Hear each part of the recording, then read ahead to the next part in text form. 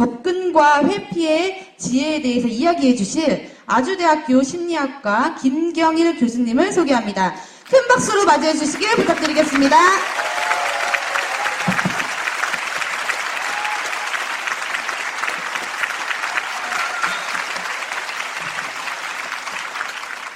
네, 만나 뵙게 돼서 반갑고 즐겁고 영광이고 그렇습니다.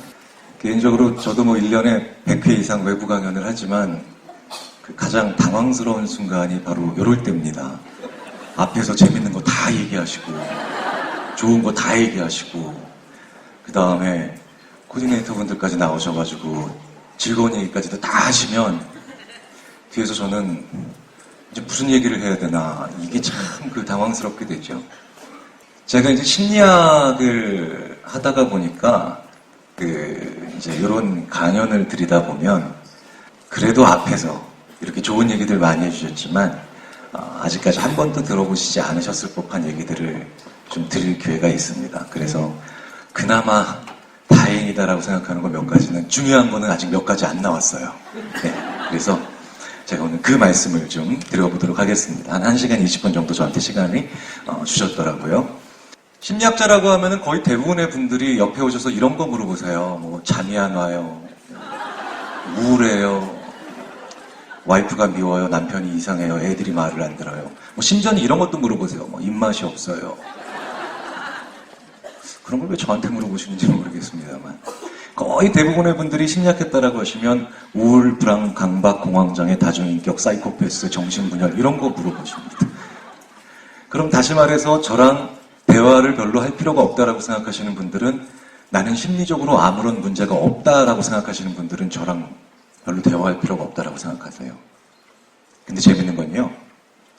실제로 심리학자들이 하는 중요한 일이 바로 뭐냐면 나는 아무런 문제도 없다라고 생각을 하실 때 그때부터 인간이 생각의 함정에 빠집니다. 그래서 어떻게 하면 좋은 생각을 할 수 있을까? 사실은 그 얘기를 열심히 심리학자들이 해드리는 이야기를 들어주셔야 되는데 난 우울하지도 않아, 난 불안하지도 않아, 난 강박증도 없어. 이렇게 하시면은 그다음부터 심리학자 얘기들을 안 들으시려고 하더라고요. 제가 보다 못해서 한 1년 전쯤에 지혜의 심리학이라는 책을 아예 작정을 하고 써서 이제 출판을 했더니 이제 그제서야 그 책을 읽어보신 분들께서 그 내용을 좀 얘기해달라고 저한테 부탁들을 하시더라고요. 그 전까지는 저도 그래서 어떻게 하면 안 불안하나, 어떻게 하면 우울증 덜 걸리나 이런 얘기를 주로 해드렸는데 한 1년 전부터는 그래서 저도 그래서 좋은 얘기를 좀 해드릴 수 있어서 좀 더 기분이 좋아집니다. 네, 부담 없이 찍으시면 됩니다. 네, 부담 없이 찍으시면 되고요. 네. 싸이라고 하는 가수는 콘서트 할 때 자기는 초상권이 없는 가수니까 콘서트 장면 막 찍어달라고 얘기를 해요. 네. 저는 초상권이 아니라 저작권이 없는 교수이기 때문에 마음대로 찍으시면 됩니다. 네. 다만 요즘 청소년들이 많이 하는 굴욕샷이라고 하는 이런 장면만 안 올려주시면 돼요. 네, 자 그럼 시작하도록 하겠습니다. 제목이요. 고집센 리더의 심리학입니다. 접근과 회피의 지혜와 소통이라고 되어 있는데 제가 이 강연을 의뢰를 받고 오늘 제 말씀을 들어주실 분들이 어떤 분들이냐라고 했더니 두 가지를 말씀하시더라고요. 이분들 리더이시다. 그리고 또 한 가지는 직접 판매의 엑스퍼트, 다시 말해서 전문가가 되실 분이다.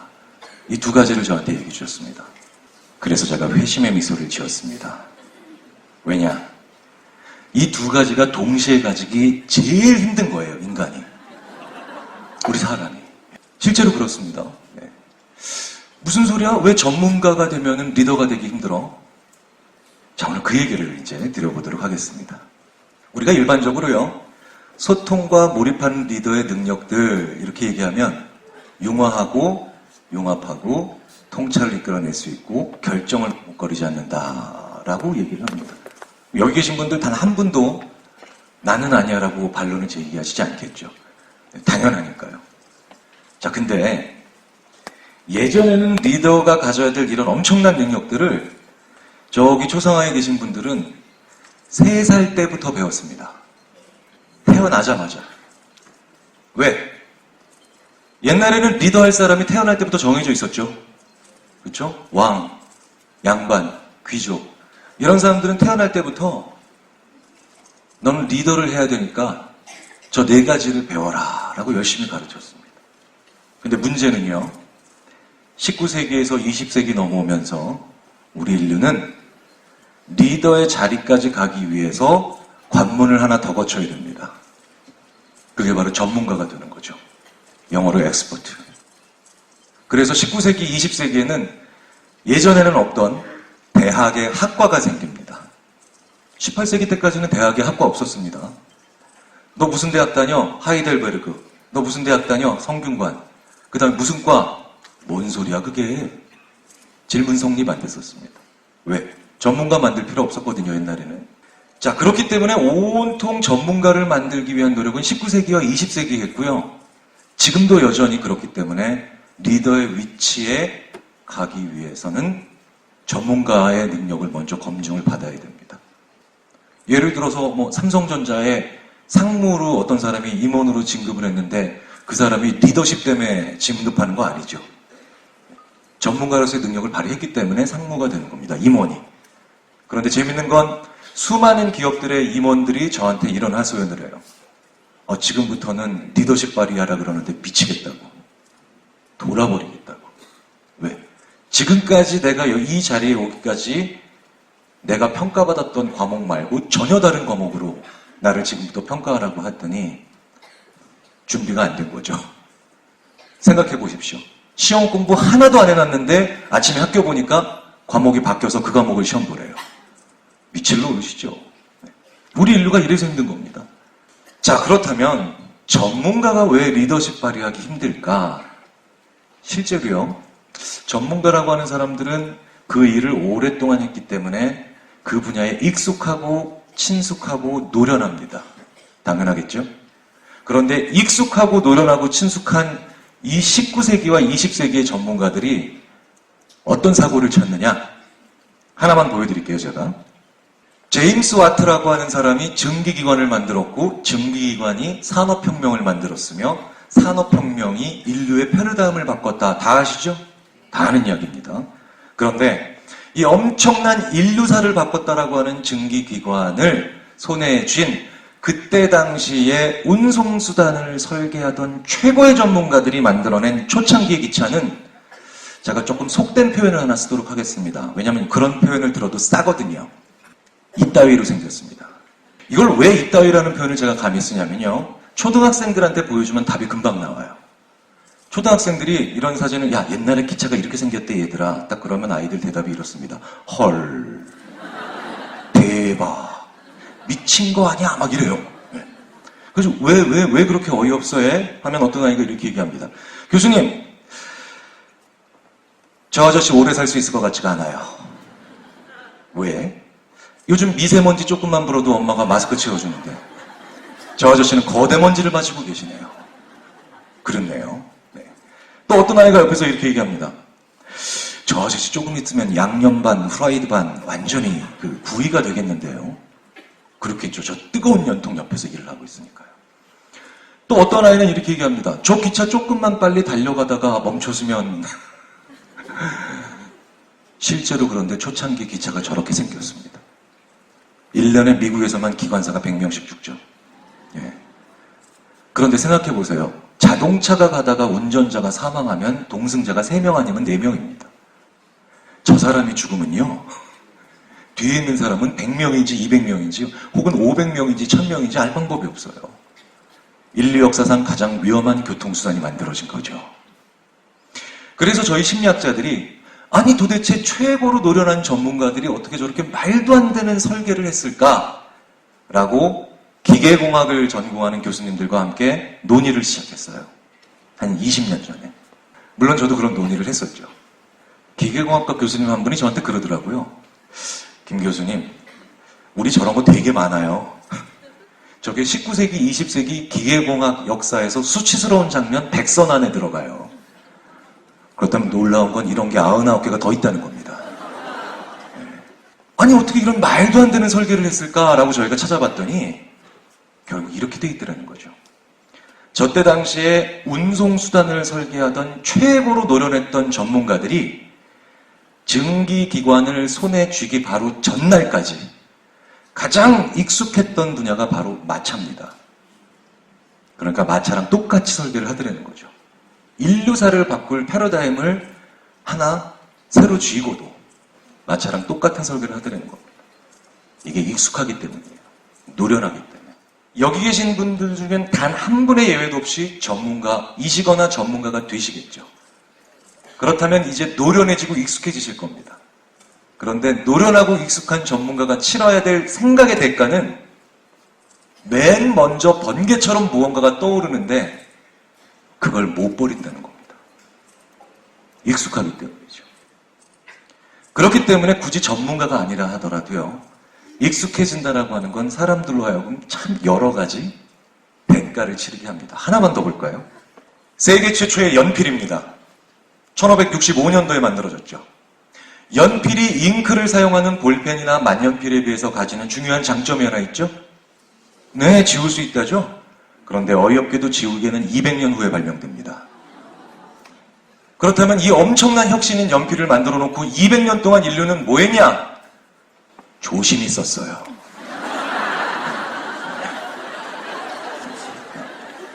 틀리면 종이 버리고. 더 가슴 아픈 거 하나 말씀해 드릴까요? 이 두 개 만나는데 100년 더 걸려요. 네. 익숙하기 때문에 우리가 치러야 되는 대가입니다.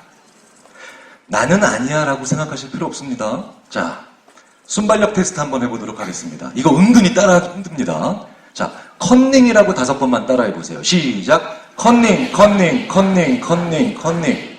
오, 잘하시네요. 자, 2번만 더 크게 시작. 컨닝, 컨닝. 미국의 초대 대통령은 워싱턴이지요. 링컨 아닙니다. 왜 미국의 역사를 바꾸시려고 그래요? 자, 이제 빠져드시지 않을 거라 믿으면서 희망을 가져보면서 오늘은 뭐 해볼까? 요거 해봐야 되겠다 오늘은. 자, 꽃사슴이라고 5번 해보겠습니다. 시작. 꽃사슴, 꽃사슴, 꽃사슴, 꽃사슴, 꽃사슴. 왜 말꼬리를 흐리세요? 데뷔하지 마세요. 네. 자, 2번만 더 크게 시작. 꽃사슴, 꽃사슴. 산타크로스가 뭘 타죠? 썰매를 타야 돼요.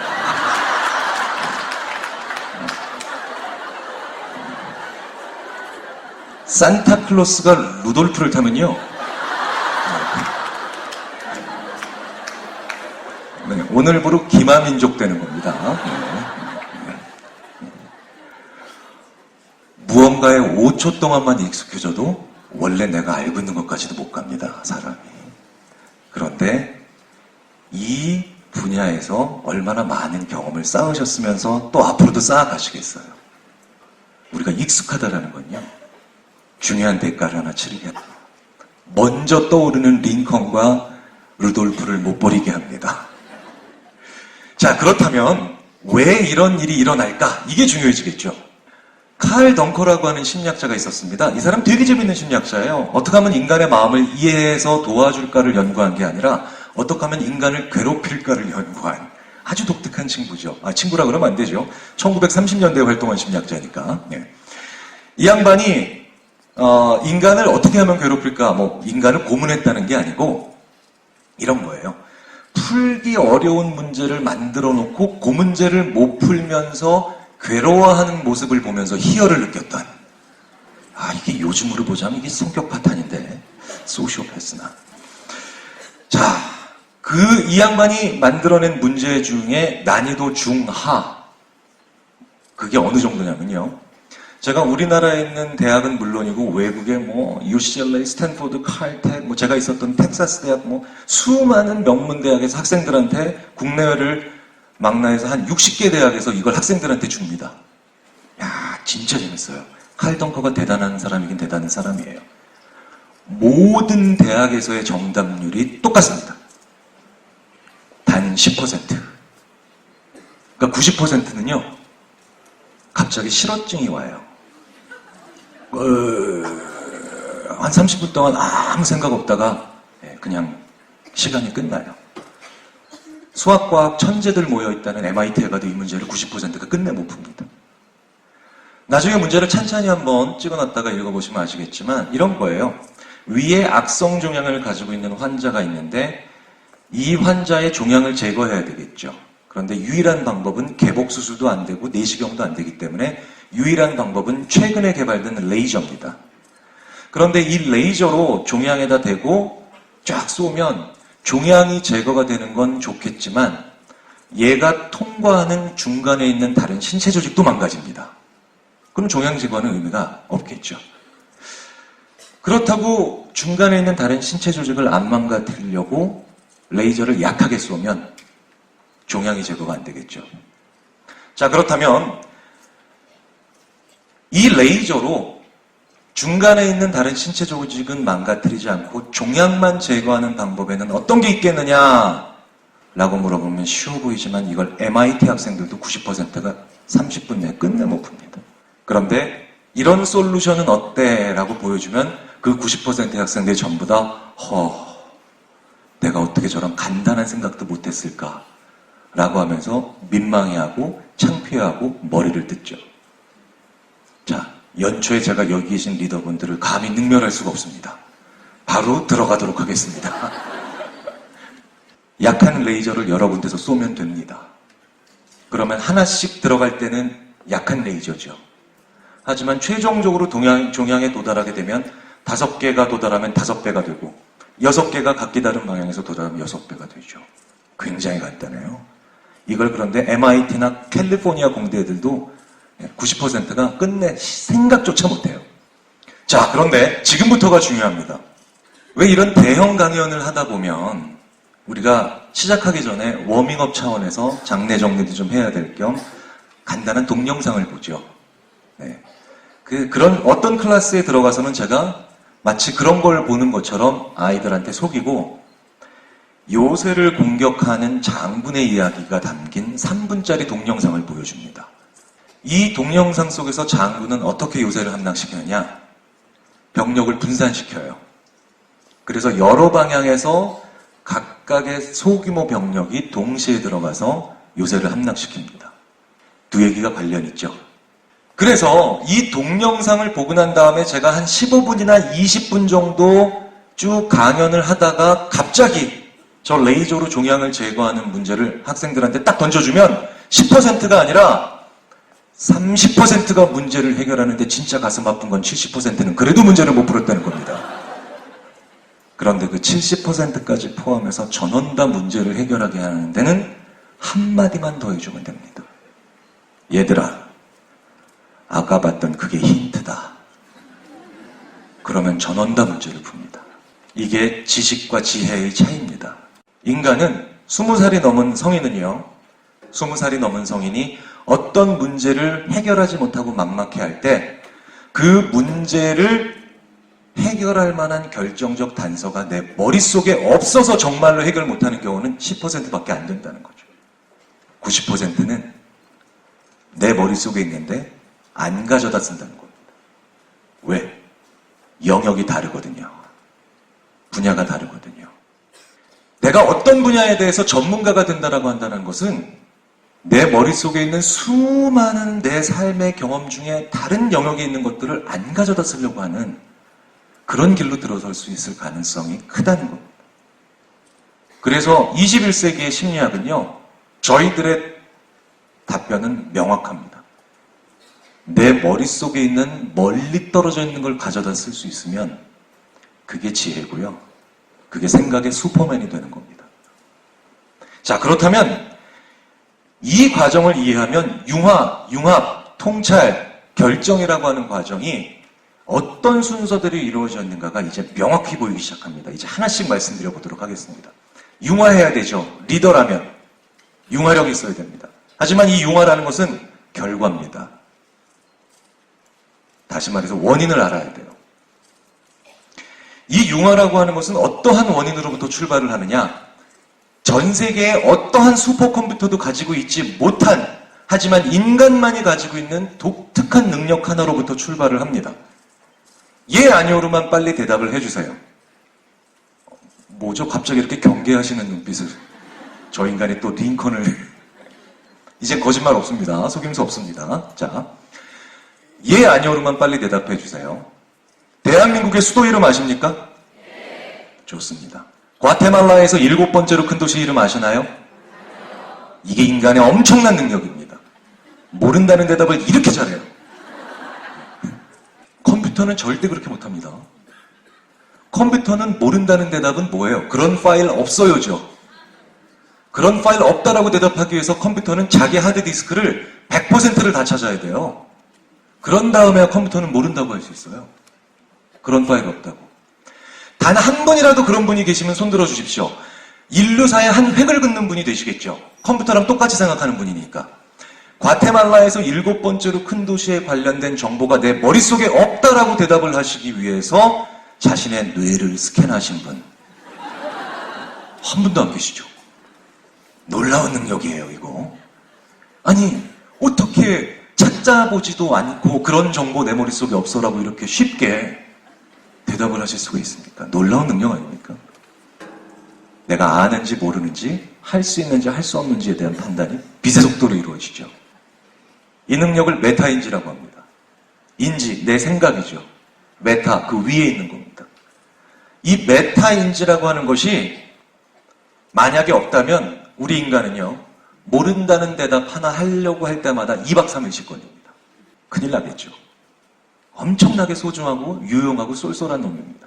자, 그런데 이 메타인지라고 하는 녀석이요, 어떻게 이렇게 빨리 과테말라에서 7번째로 큰 도시 이름을 몰라요라고 대답할 수 있게 해줬냐? 안 친하기 때문입니다. 과테말라가. 대한민국은 친하거든요. 메타인지는 딱 한 개밖에 안 봅니다. 친하냐 안 친하냐. 익숙하냐 익숙하지 않느냐. 뭡니까? 바로 전문가의 소양이었죠.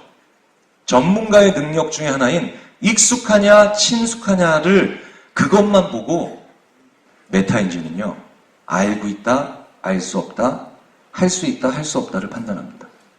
그래서 그렇게 빠른 거예요. 자, 그런데 이게 무슨 뜻일까요? 인간이요, 어떤 사람에 대해서든 아니면 어떤 대상에 대해서든 친하기는 되게 친한데 아는 건 하나도 없는 경우가 굉장히 많습니다. 굉장히 많아요. 네. 나는 아니야라고 생각하실 필요 없습니다. 우리가 메타인지, 우리 자신의 메타인지에 매일매일 함정에 빠집니다. 예를 하나 들어볼까요? 저희가 경찰 쪽에 계신 분들이랑 CCTV를, 도로에 있는 CCTV를 분석하는 연구를 한번 해봅니다. 진짜 웃겨요. 도로에서 자동차가 가다가 멈춰서죠, 고장나서 95%의 운전자가 똑같은 행동을 합니다. 차문을 열고 나와서요, 네, 본네트를 열어요. 그런데 그 운전자들 중에 차를 고칠 수 있는 운전자는 3%밖에 안 됩니다. 그러면 97%의 운전자들은 뭐 하고 있느냐? 그냥 쳐다봐요. 아니, 그럴 걸 왜 열었대요? 그쵸?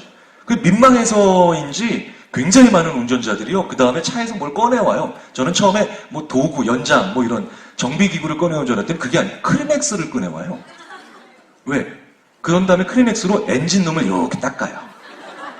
그러면서 말을 시켜요. 민키야 왜 이래? 백구야 힘내. 붕붕아 화이팅. 뭐 이러면서. 아, 잘 모르시는군요. 우리나라 남성 운전자들의 3분의 1이 자기 차의 이름을 가지고 있습니다. 네. 여자분들은 잘 모르실 거예요. 네. 네. 그래요. 네. 여기 자기 차의 이름 가지고 계신 분, 남자분들 한번, 예. 예, 계시잖아요. 네. 네. 차 이름 뭔가요? 차 이름? 제니요. 참 신기해. 남자들이 차 이름을 지면 100% 여자야. 신기해요. 네. 차 좋은 거 타시나 봐요. 왜냐면 유일하게 남자들이 차 이름을 시커멓게 짓는 경우가 바로 뭐냐면 별로 안 좋은 차 탈 때예요. 네. 그래서 그걸 상쇄하기 위해서 이름이 광개토 뭐 난리가 나요. 네. 자, 그래서 보다 못한 가족이나 동승자들이 핀잔 줍니다. 고치지도 못할 거 왜 열었냐고. 그러면 이렇게들 대답하시죠. 극적극적하면서 그러게 열기 전엔 뭔가 할 수 있을 줄 알았는데 열어보니까 아무 생각이 안 나네. 이 차가 친해서 그래요. 내 차니까 아침 저녁으로 보거든요. 그래서 알고 있다고 착각해서 본네트를 여는 겁니다. 우리나라에서 이런 일이 안 일어나는 동네가 한 군데 있습니다.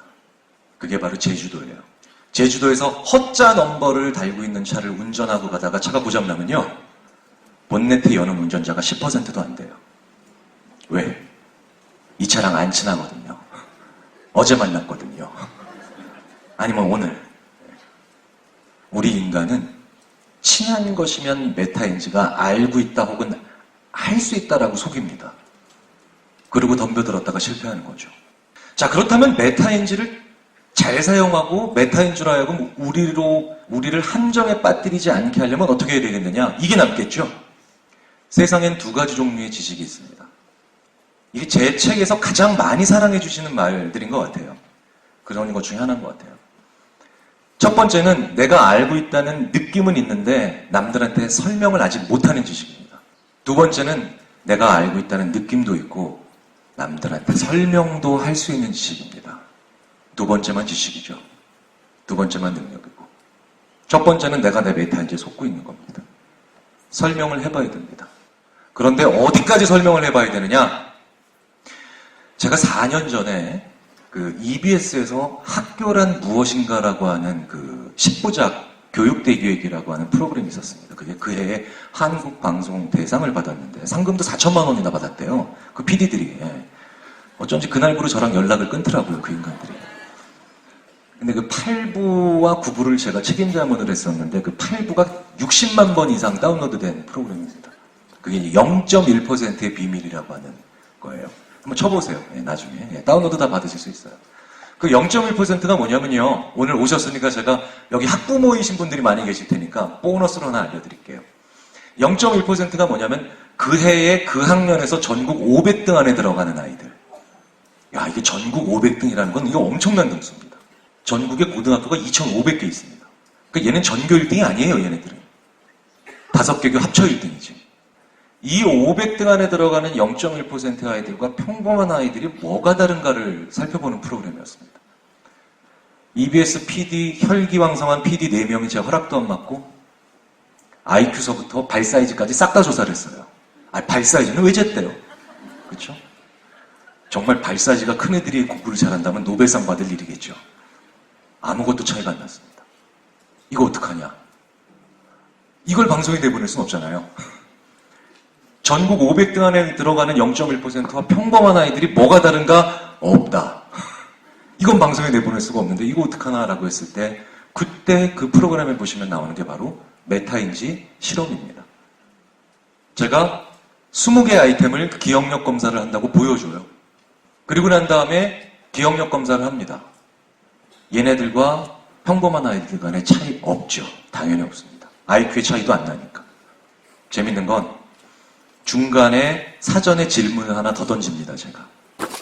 나 몇 개 기억해낼 수 있을 것 같느냐를 예측치를 쓰고 기억력 검사를 받죠. 18개를 기억해낼 수 있을 것 같다라고 썼는데 15개를 기억해내면 3개 편차가 생기는 거죠. 그런데 12개를 기억해낼 수 있을 것 같다라고 썼는데 12개를 정말 기억해내면 아까 그 친구보다는 3개 점수가 모자라지만 기억력에선 편차는 0이죠. 0.1% 아이들은 이게 전원 0입니다. 전원 0이에요.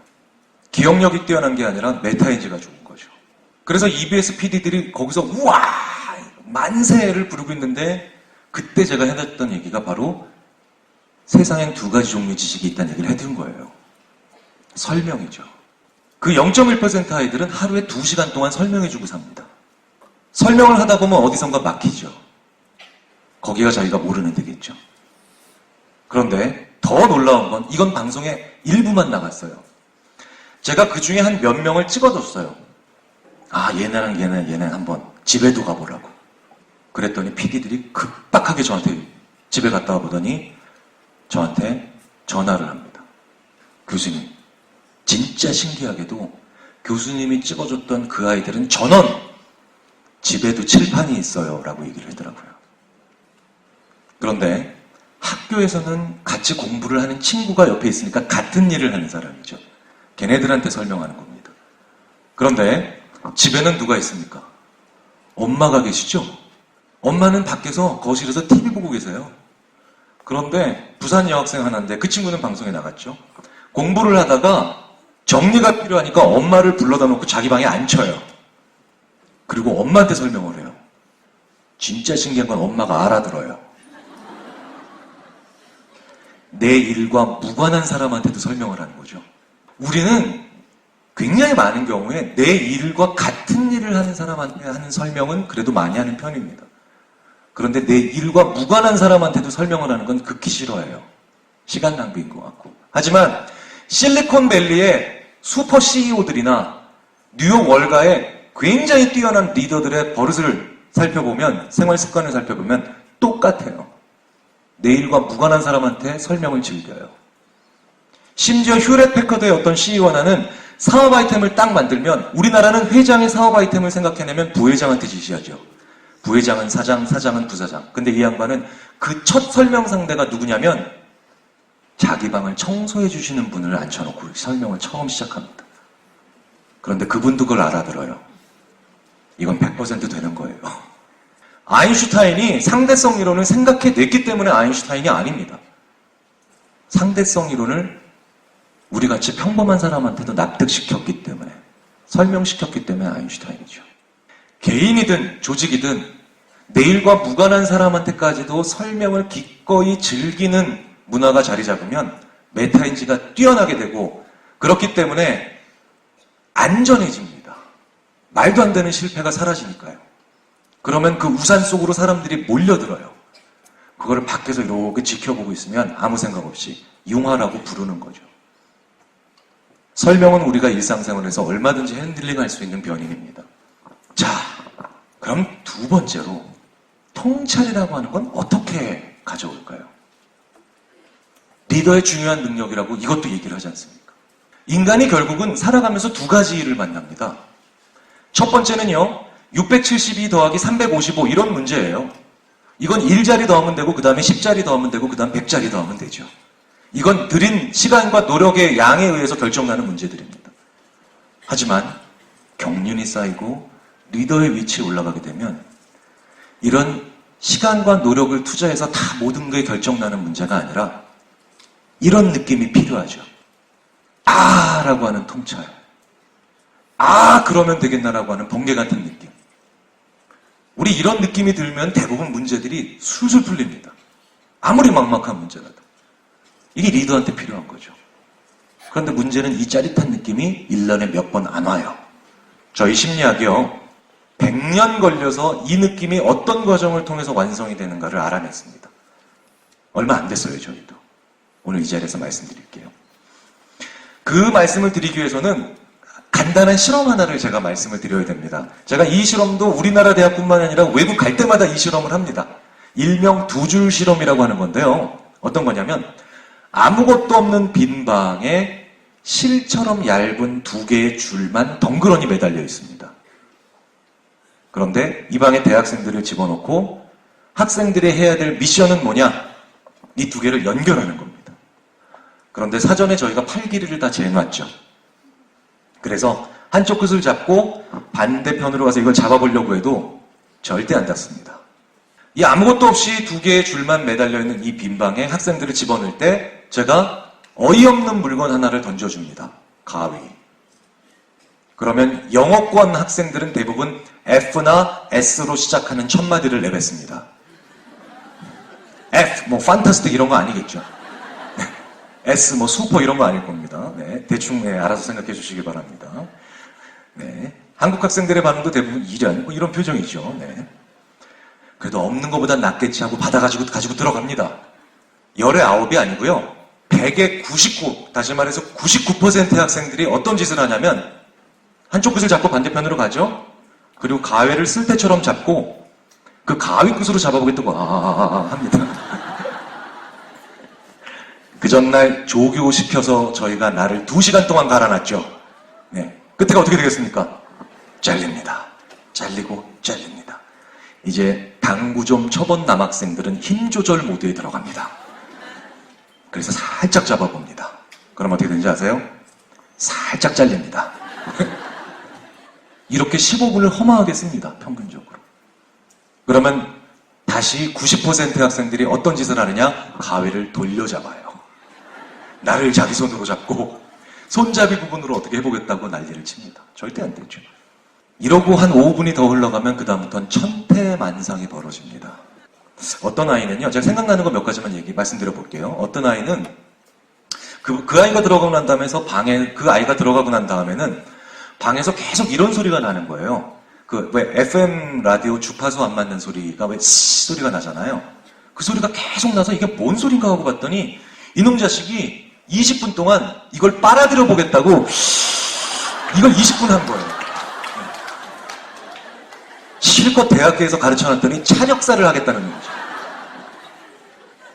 어떤 놈은요, 어떤 녀석은 자기가 중고등학교 6년 동안 과학영재였대요. 아, 얘는 믿었건만. 이 녀석 한다는 짓이 정전기 뭐 이런 거 하고 있어요. 제가 UCLA라고 하는 대학에서 만났던 그 인도 학생 하나는 지금도 못 믿는, 잊을 수 없는 학생이 하나 있는데, 이 학생은 갑자기 하다가 안 되니까 주저앉아 명상을 시작했습니다.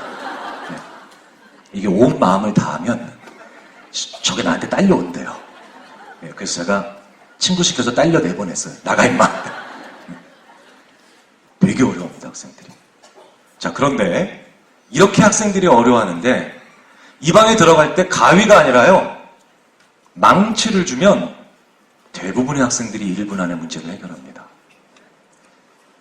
조금 고민하다가 망치를 한쪽 끝에 묶어요.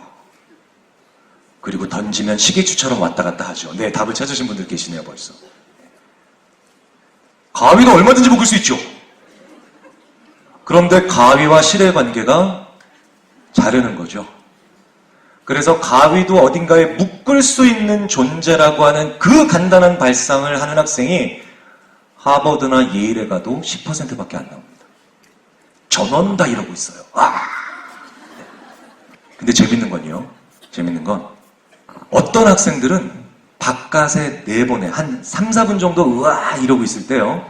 제가 바깥에 내보내서 걷게 해요. 걷게 하고 난 다음에 이 아이들이요.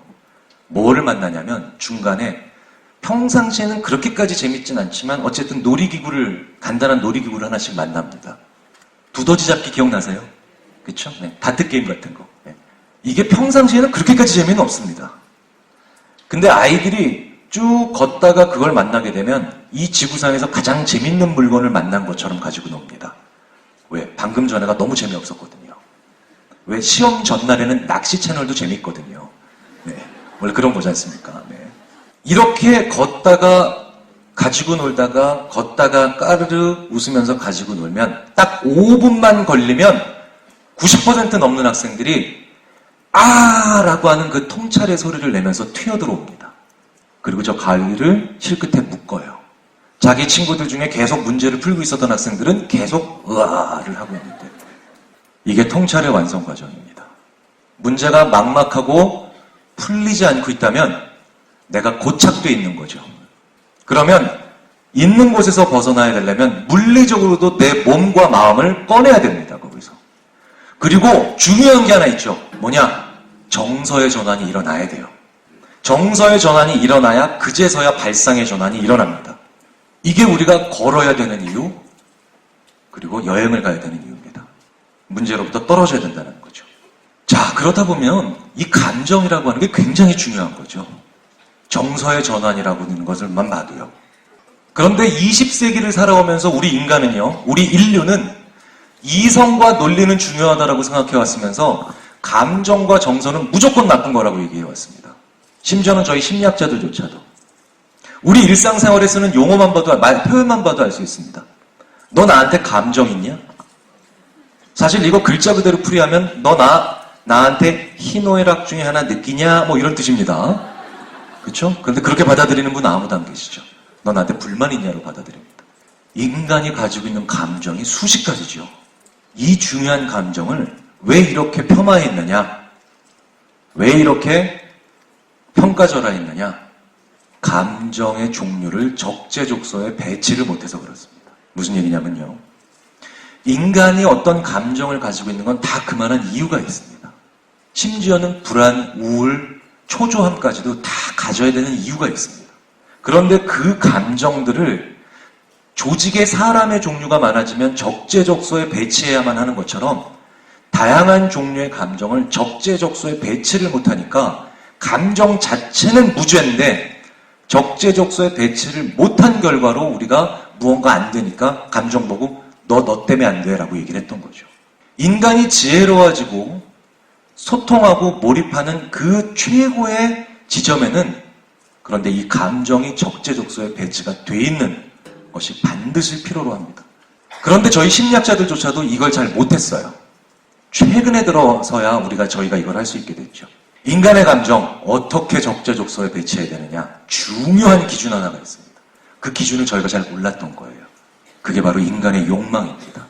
인간의 욕망은요, 예전에는 저희 심리학자들조차도 성욕, 식욕, 금전욕, 수면욕구 이런 식으로 종류별로 나눴어요. 근데 이건 인간의 욕망을 보는 제대로 된 관점이 아닙니다. 인간의 욕망은 결국 두 가지입니다.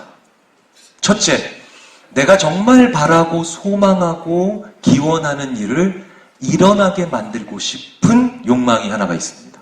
둘째, 내가 정말 싫어하고 끔찍해하고 이것만큼은 아니야 라고 하는 것을 안 일어나게 만들고 싶은 욕망이 있죠.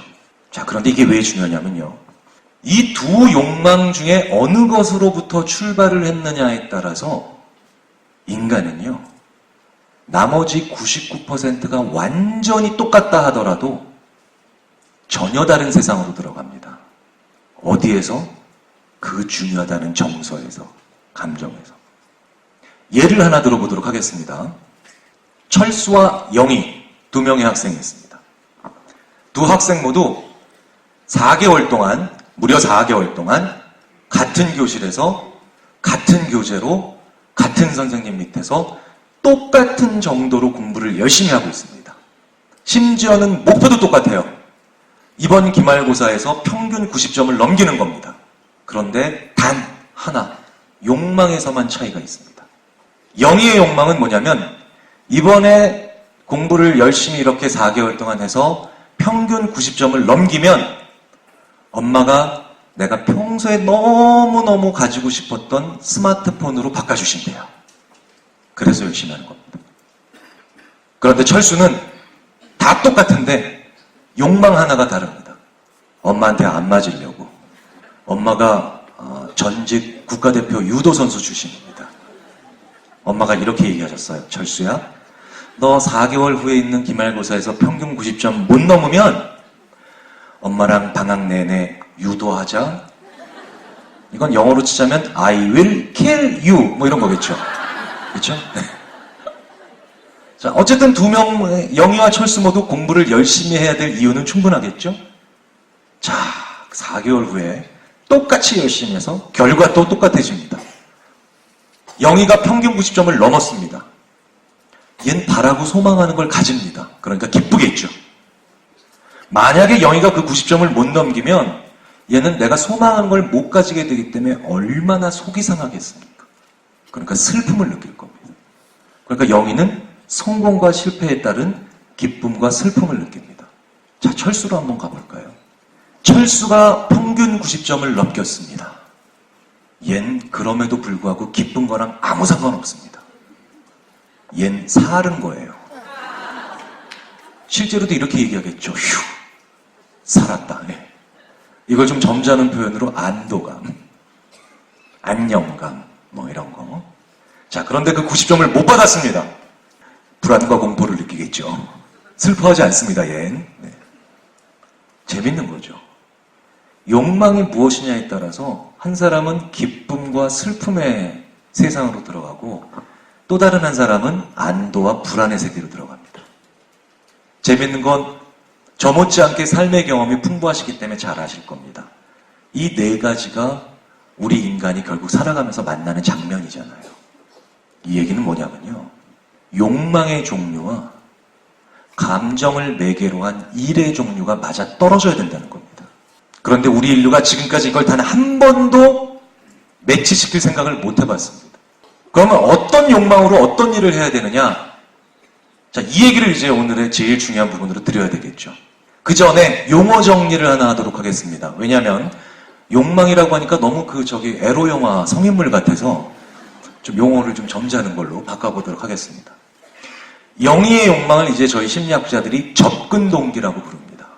동기가 그 욕망인데 내가 좋아하고 바라는 것에 가까이 가려고 하는 거죠. 철수의 욕망을 이제 저희가 회피 동기로 부릅니다.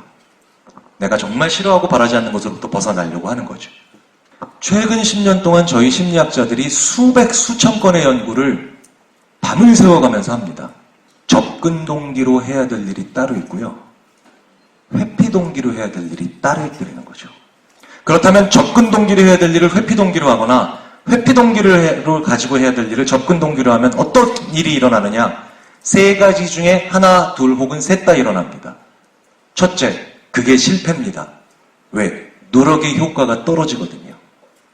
둘째, 그게 갈등입니다. 셋째, 즐거움이 사라집니다. 이 셋이 동시에 일어나거나 최소한 하나 이상 일어납니다.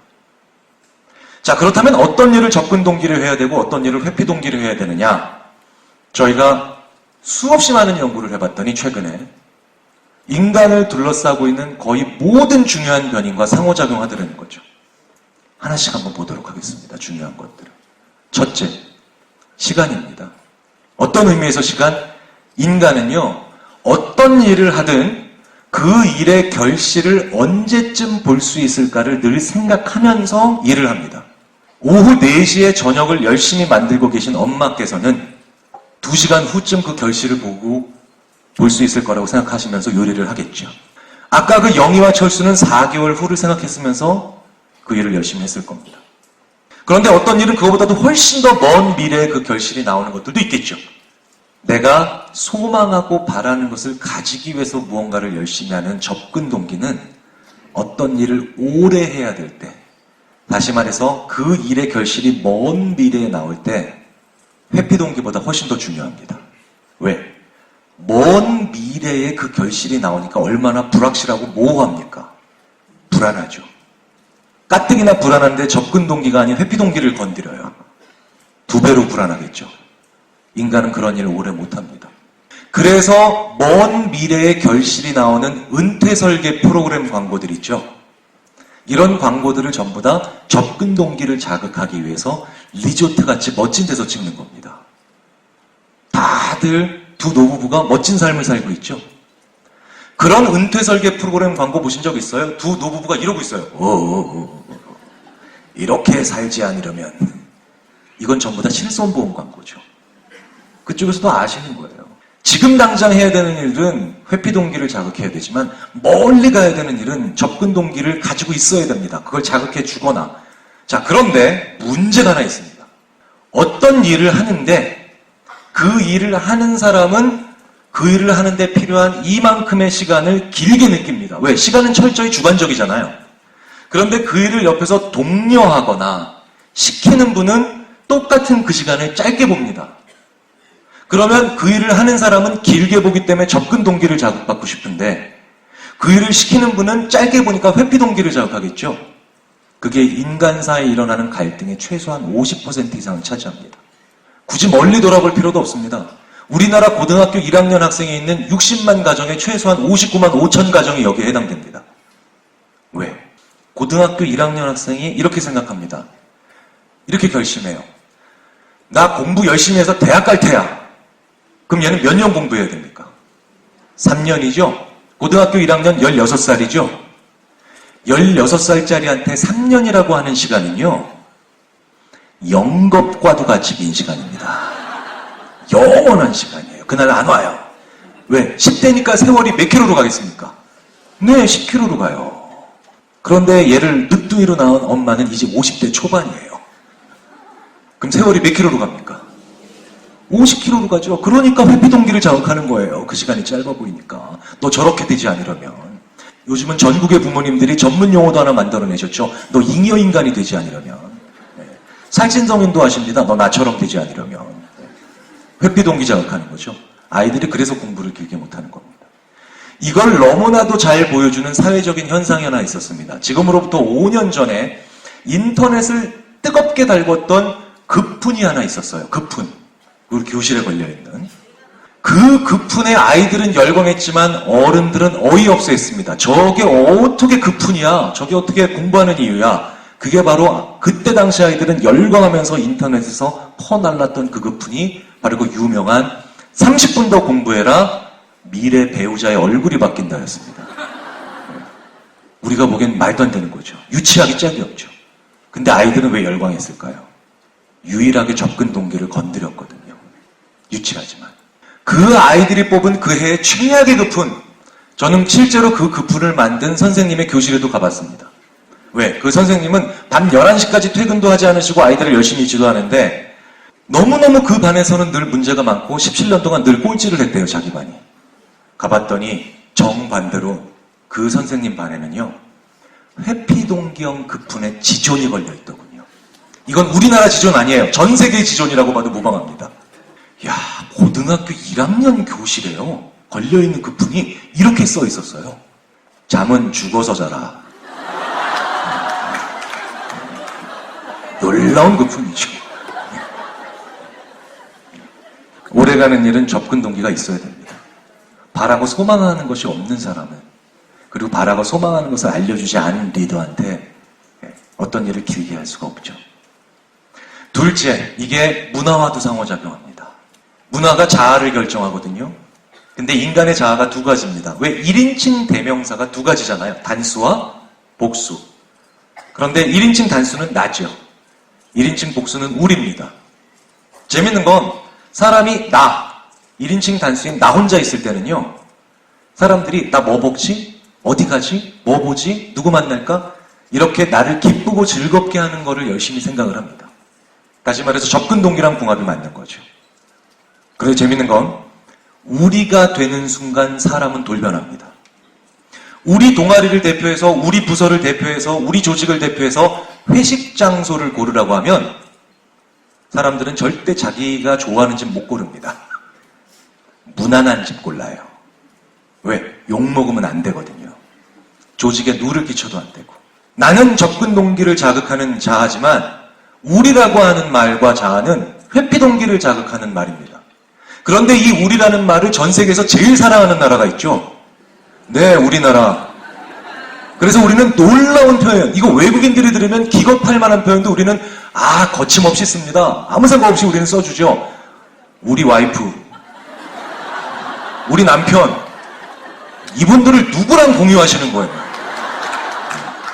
우리나라 결혼 문화의 근간을 흔드는 이런 말투들.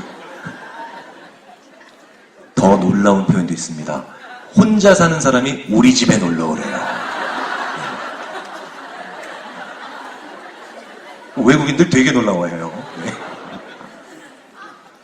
실제로 그래서 조사해보면 우리나라가 전 세계에서 회피 동기가 제일 높습니다. 왜 열심히 학창시절에 공부하셨어요? 왜 지금 일을 열심히 하세요?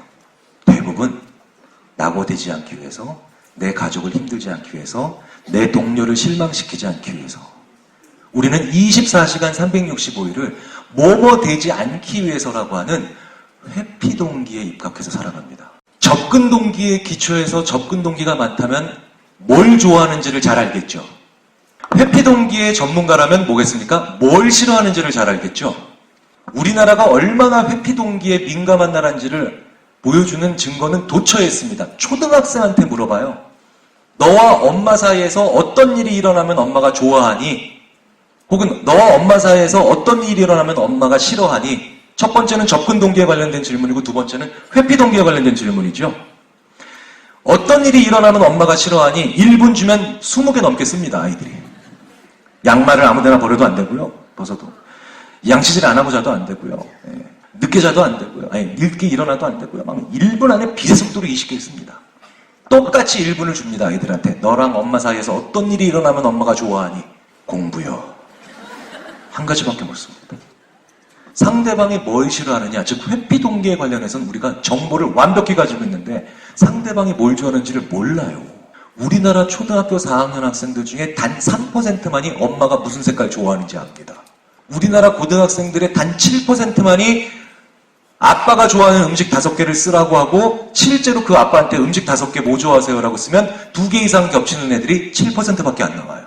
그런데 네 아빠가 뭘 싫어하니, 네 엄마가 뭘 싫어하니라고 물어보면 1분 안에 빛의 속도로 20, 30개를 씁니다. 상대방이 뭘 좋아하는지 모르는데 어떻게 접근 동기를 서로 자극하고 자극받아요? 현대라는 그 기업의 전성기 때 고 정주영 명예회장이요. 왜 뛰어난 지도력을 발휘할 수 있었느냐? 현대 정동 사옥이 있죠. 정동 사옥 뒤에 가면 지금도 이거 돌아가는 거 기억하세요? 옛날에 그 촌스러운 옛날 방식의 치킨, 전기구이. 그 집이 6개나 남아있어요. 왜? 지금도 현대의 직원들은 그 집에 가서 회식을 합니다. 왜? 우리의 왕 회장님께서 그걸 좋아하셨었거든요. CEO가 좋아하는, 리더가 좋아하는 음식 하나만 알아도 사람들이 그 음식을 가지고 놀아요. 부서 회식을 하면서 이래요. 대리가 쫙 들어가더니 일반 사원한테 이 회장님 드시는 메뉴 하나 줘봐. 그 촌스러운 통닭이 나오죠? 그럼 닭다리 하나 뜯어가지고요. 이번에 신입사원한테 하나 던져줘요. 이번에 공이 많았지? 먹어봐. 회장님 놀이를 해요. 우리가 어떤 사람이 뭐에 대해서 좋아하는 걸 알기 시작하면 그걸 가지고 놉니다. 그런데 우리는 놀라울 정도로 몰라요. 그래서 우리나라는 회피동기로 해야 될 일을 회피동기로 하는 건 전 세계에서 제일 잘합니다. 그런데 문제는 우리나라에서 가장 경계해야 되는 것 중에 하나가 바로 뭐냐면 접근동기로 해야 될 일들조차도 우리가 회피동기로 하는 경우가 굉장히 많습니다. 예를 한번 들어볼까요? 여기 8개의 팀으로 이루어져 있는 대진표가 있습니다. 참 재밌는 건 이 대진표를 보여드리면 성차가 뚜렷하게 나타나요. 여자분들은 그런가 보다 하시는데 일단 남자분들은 눈빛이 불타올라요. 벌써 마음이 월드컵으로 가고 있습니다. 자, 제가 이제 그렇기 때문에 남자분들이 많이 모여 계신 곳에서 강연을 드릴 때 이걸 자주 씁니다. 어떻게 하냐면요. 첫 번째, 이분들의 접근 동기를 한번 제가 자극시켜봐요. 어떻게 하냐면요. 남자분들이 주로 많이 앉아 계실 때. 자, 여러분들 여기 지금 총 8개의 팀이 있는데 그 중에 4개의 팀을 입맛대로 고르실 수가 있습니다. 자, 그런데 귀하가 고르신 4개의 팀 중에서 우승팀이 나오면 제가 마치신 분마다 성금 30만 원씩 드립니다. 접근 동기를 자극한 거죠? 자, 그럼 어떻게 고르느냐? 거기 계신 분들이. 고르는 방법이 크게 2가지입니다. 첫 번째 방법은 A, B, C, D나 E, F, G, H 이렇게 한 군데다 몰아버리는 거죠. 그러면 어쨌든 내가 고른 것 중에 하나가 결승가겠죠? 확실한 50대 50의 게임이 됩니다. 이렇게 고르는 분이 10%도 안 됩니다. 이분들의 표정이 좀 사악해지세요, 갑자기. 그러면서 좋은 표현은 아니지만 제가 한번 원문 그대로 인용하기 위해서 쓰겠습니다. 이분들이 이렇게 얘기하세요. 아이, 교수님, 그렇게 고르면 쪼는 맛이 없지 않습니까? 이렇게 얘기하세요. 그러면서 어떻게 고르시냐? A, C, E, G. 야, 박 부장, 넌 어떻게 할래? 나는 B, D, E, H. 이러면 총 7경기나 봐야 돼요. 경우의 수가 많아지면서. 저 A부터 H까지가 우리가 안 만나본 사람일 수도 있고, 가보지 않은 국가일 수도 있고, 시도해보지 않은 계획일 수도 있고, 아직 안 들여다본 안일 수도 있습니다. 이런 미지의 대안의 공간에서요, 접근 동기를 자극받은 사람들은 제일 싫어하는 게 뭐냐면 기회가 줄어드는 겁니다. 그래서 어떻게든 경우의 수를 많이 늘리려고 합니다. 찔러보죠. 자, 그런데 똑같은 구성의 분들한테 다른 강의실에 들어가서 그분들의 회피 동기를 자극합니다. 이번엔 반대로. 어떻게? 미리 30만 원을 드려요. 그리고 난 다음에 똑같이 얘기합니다. 4개 팀을 고르실 수 있다고. 그런데 이번엔 말이 바뀝니다. 만약에 귀하가 고르신 4개의 팀 중에서 우승팀이 나오면 그거 도로 내놓으세요. 회피 동기를 자극하죠? 그러면 90%가 이번엔 정반대로 한 군데로 몹니다. 그럼 제가 옆에서 깐죽대요. 아니, 그 다른 강의실에서 제가 뵀던 분들은 뭐 A, C, 뭐 F, G 뭐 이렇게 다 찢어놓으셨던데 왜 이렇게 한 군데로 다 모르세요? 그랬더니 어우, 무섭게. 살 떨려요. 그냥 한 경기만 볼래요. 줄이죠. 그래서 접근 동기를 자극하는 회의에서는 사람들이 새로운 걸 찾으러 그 회의가 끝나고 난 다음에 건물 바깥으로 막 나가기 시작합니다. 그런데 회의 말미에 회의를 주관한 분이 이게 잘못됐을 때 우리가 치러야 되는 대가를 언급하면서 회피 동기를 자극하면 실상의 회의 내용은 똑같아 손치더라도 그 회의에 참석하셨던 분들은요, 건물 바깥으로 안 나가고요, 다 전임자를 찾아갑니다. 그 일을 지난번에 했던 사람들은. 그래야 경우의 수를 줄이거든요. 각각에 맞는 상황이 그리고 일이 따로 있겠죠. 좀 더 최신 동향의 연구 하나 말씀드려 볼까요? 이건 정말 2, 3년도 안 된 연구예요. 천장이 높고 넓은 공간에선 접근 동기를 자극해서 새로운 아이디어를 만드는 일을 시킬 때 사람들이 이 네 박자가 맞았을 때 사람들이 제일 잘합니다. 그런데 낮고 좁은 공간에선 거기가 아무리 이쁘게 생겼어도 회피 동기를 자극시켜서 실수하면 안 되는 정밀한 일을 시킬 때 사람들이 제일 잘합니다. 이 네 가지 중에 하나씩 어긋날 때마다 사람들은 감소합니다. 일의 발전이 평범해지죠. 전 우리나라에서 브레인스토밍이라고 하는 게 안 되는 이유가 바로 여기 있다고 봅니다. 브레인스토밍 다 들어보셨죠? 브레인스토밍 새로운 아이디어를 만들기 위해서 하는 회의지 않습니까? 그런데 제가 4대문 안에 있는 회사에 들어가서 브레인스토밍 잘 되냐고 물어보면 기업인들이 다들 저한테 이렇게 얘기하세요. 교수님, 브레인스토밍은 안 되고요. 브레인에서 스토밍만 일어나요. 미치겠어요? 막 이렇게 얘기합니다. 네. 그런데 그런 데일수록 가보면 되게 웃겨요. 이런 데서 뭐 하냐면 밥을 먹어요. 푸드코트. 그래서 그 밥 다 먹고 난 다음에 부장님, 실장님, 차장님들이 이렇게 얘기하세요. 자기 부하 직원들한테 밥 잘 먹었지? 우리 브레인스토밍 하러 들어가지. 전 세계에서 우리나라만 브레인스토밍 하러 들어갑니다. 나가야죠. 브레인스토밍 하러 들어간다는 표현 되게 이상한 표현입니다. 왜 이러냐? 이 도형은 크게 보면 H죠. 작게 보면 S입니다. 저걸 순간적으로 사람들한테 아주 찰나의 순간 정도만 보여주고 난 다음에 네가 본 게 뭐야? 라고 물어보면 접근 동기가 강한 사람이거나 방금 전에 누군가가 접근 동기를 자극해준 사람은 자기가 본 걸 H라고 얘기를 합니다. 그런데 회피 동기가 강하거나 회피 동기를 누군가가 방금 전에 건드려준 사람은 자기가 본 걸 쬐꾸마한 S가 여러 개 줄지어 서 있었던 것 같다라고 얘기를 합니다. 접근 동기는 묶어서 숲을 보게 하고 회피 동기는 쪼개서 나무를 보게 한다는 거죠. 각각에 적합한 일이 따로 있을 겁니다. 그렇기 때문에 어떤 리더가 있다 손 치더라도 리더라면 이렇게 해야 돼, 저렇게 해야 돼. 이 얘기들을 우리가 좀 더 자세히 들여다볼 필요가 있어요. 리더가 어떤 팔로워와의 거리가 멀어요. 다시 말해서 자주 못 봐요. 왜? 한 분은 너무 높은 데 있고 한 사람은 이제 막 조직에 들어왔어요. 이러면 이 높은 리더와 이제 낮은 위치에 있는 팔로워 사이에는 일들을 쪼갤 수가 없어요. 구체적인 일이 없습니다. 그럼 뭐예요? 접근 동기만 자극해야 돼요. 그런데 바로 옆에 붙어 있는 사람은 뭐예요? 매일 만나니까 일들을 쪼개죠. 작은 S들로. 그래서 회피 동기가 존재해야 됩니다. 우리가 하는 일에 이런 일만큼은 일어나서는 안 되지라고 하는 약속이 있어야 돼요. 그리고 먼 미래, 먼 거리에 있는 사람과는 잘해보세 정도의 비전만 있어야 돼요. 그런데 수많은 우리나라의 리더들이 이걸 거꾸로 합니다. 말단 직원의 근태 기록을 챙기는 사장님들이 있어요. 이건 뭐예요? 거리가 먼 리더가 회피 동기를 자극하는 거죠. 혹은 바로 옆에 있는 늘 같이 일하는 사람들끼리 잘해보세 정도로 끝나는 사람들이 있어요. 이거 틀린 겁니다. 이걸 심지어는 가정에서도 많이 일어납니다. 아이들이 가출을 하면 소득 수준이 지극히 떨어지는 경우에는 대부분 아빠의 폭력 때문이지만 소득 수준이 중위권 이상으로 넘어가는 집에서 아이들이 가출하는 이유는 엄마 때문이 아니에요. 아빠의 폭력 때문도 아닙니다. 아빠의 잔소리 때문입니다. 왜? 아이와 엄마는요, 에브리데이 많이 봐요. 자주 보기 때문에 일들이 쪼개져 있어요. 그래서 엄마가 하는 회피 동기를 자극하는, 다시 말해 잔소리를 애들은 크게 힘들어하지 않습니다. 그런데 출장이 잦은 아빠가 어쩌다 한번 집에 들어와서 잠깐 동안 자고 나가면서 또 일주일짜리 출장을 떠나면서 이런 잔소리를 합니다. 못난 놈. 그럼 얘는 일주일 동안 못난 놈 돼야 돼요. 거리가 먼 리더. 자주 못 보는 사람이 회피 동기를 자극하면 큰일 납니다. 그래서 자상한 것에서 끝나면 좋겠지만 자상한 사람의 어두운 그늘 중에 하나가 꼼꼼한 거거든요.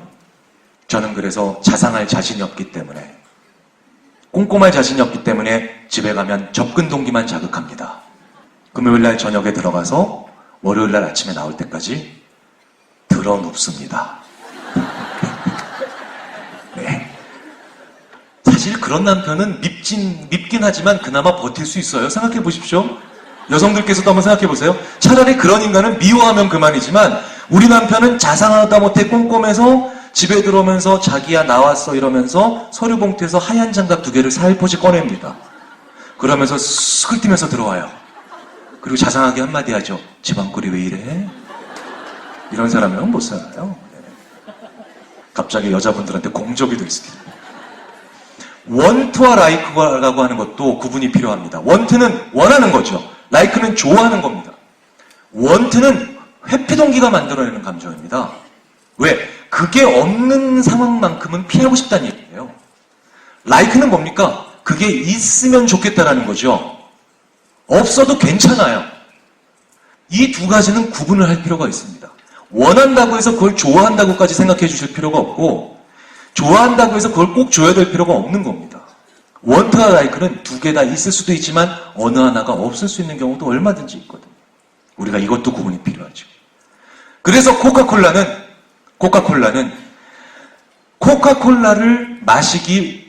마실 시점, 즉 여름으로부터 먼 거리에 있을 땐, 먼 거리에 있으니까 접근 동기만 자극합니다. 이쁘게 라이크만 자극하죠. 세상에 온갖 귀엽고 이쁜 것들이 다 나와요. 네. 코카콜라 마시라는 얘기 절대 안 해요. 그리고 하고 끝나죠. 네. 슬라이드 쑥 내려오면서.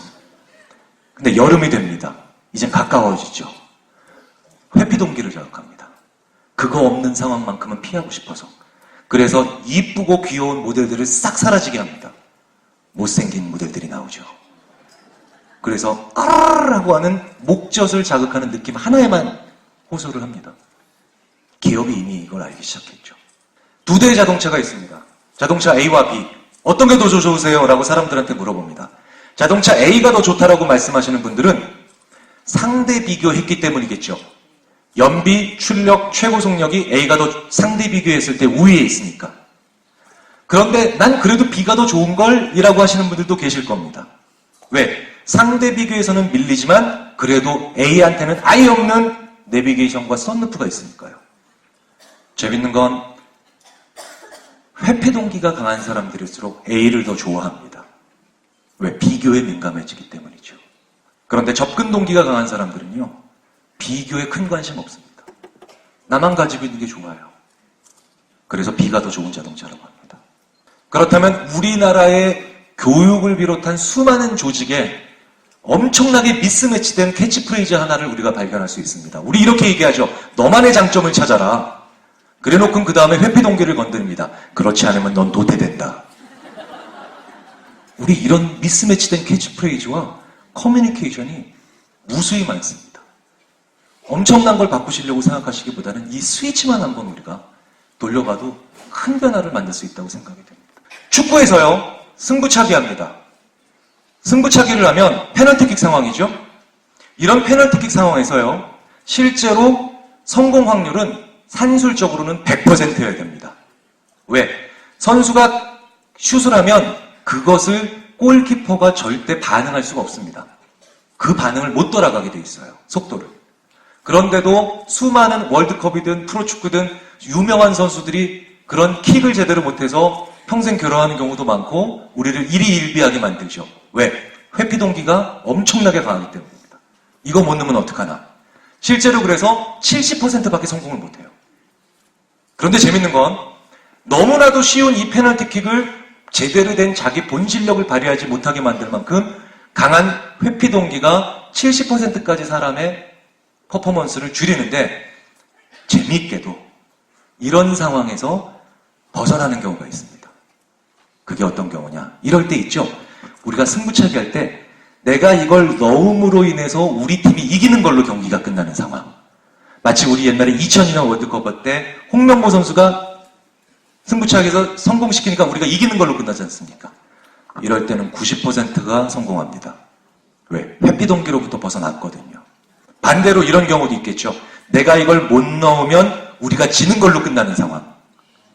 이때는 44%밖에 못 넣습니다. 원래 있는 실력을 발휘하려면 접근 동기가 필요합니다.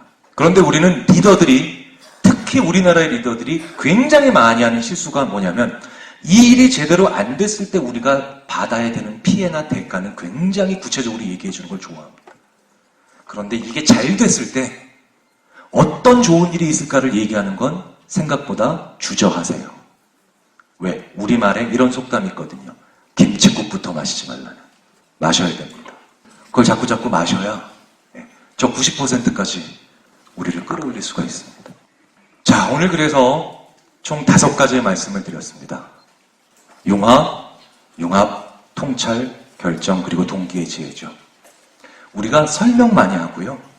자주 걷고 자주 떠나면서 우리가 융합이라든가 융화라든가 이런 것들을 얼마든지 이뤄낼 수가 있습니다. 그런데 제일 중요한 건 나든 일이든 시간이든 공간이든 대상이든 접근의 욕망을 필요로 할 때가 따로 있고요. 회피의 욕망을 필요로 할 때가 따로 있습니다.